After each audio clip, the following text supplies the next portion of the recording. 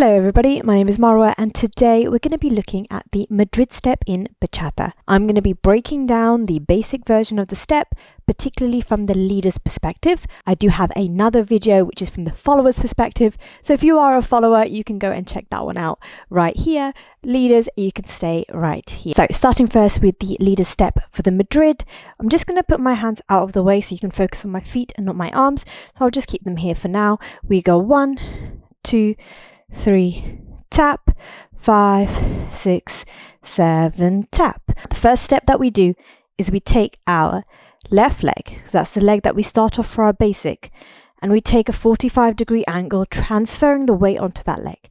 The transfer is really important because it tells us that we're still doing our basic step, but we're just changing direction, and that's going to be really helpful for the follower to be able to follow. The step number 2, we take our right leg and we pivot our body to face 45 degrees in this direction, transferring the weight again onto that leg. On 3, just like with our basic step, we move our left leg, but this time we're just going to move it diagonally forward.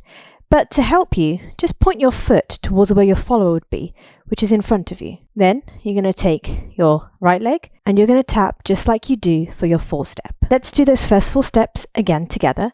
So we take our step 1, transferring the weight 45 degrees angle. 2, same again, transfer 45 degrees, stepping forwards but with the foot facing straight ahead, and then we tap in with our 4. One more time, we go 1, 2, 3, tap. The next lot of steps starts with our right leg because we're on the 5, but instead of taking our basic as we would here, we're going to pivot 45 degrees angle, just like at the beginning, but this time we're sort of stepping almost backwards onto that leg. And of course we've transferred the weight.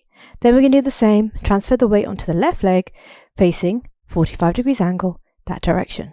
Now we go straight back with the right leg, and then we tap in with the left as we normally would for our 1 step. Just those last 4 steps again. So we're ready to go off on our right leg on the 5. We go 5, 6, stepping back 7, tap 8. All the way through, we go 1, 2, 3, tap, 5, 6, 7, tap. So a bit faster with speed. 1, 2, 3, tap, 5, 6, 7, tap. And you notice that I'm using my hips to sink into the steps. Even as a leader, we're still using our hips. It really helps to direct the follower's hip and where the weight of the follower goes. Just make sure, a couple of key errors I see in Madrid is I see taps, I see tap, and then they're kind of on the wrong leg. When we step, we transfer, frees up that leg to step on it again. So make sure we transfer the weight. I always think chest over toes. Transfer, transfer, yeah? The other thing is direction. This is really going to help guide the follower as they try and stay parallel to your chest. So rather than going 1, 2, 3, which can be confused for your basic, we rotate. 1, 2, 3, tap. 5, 6, 7, tap.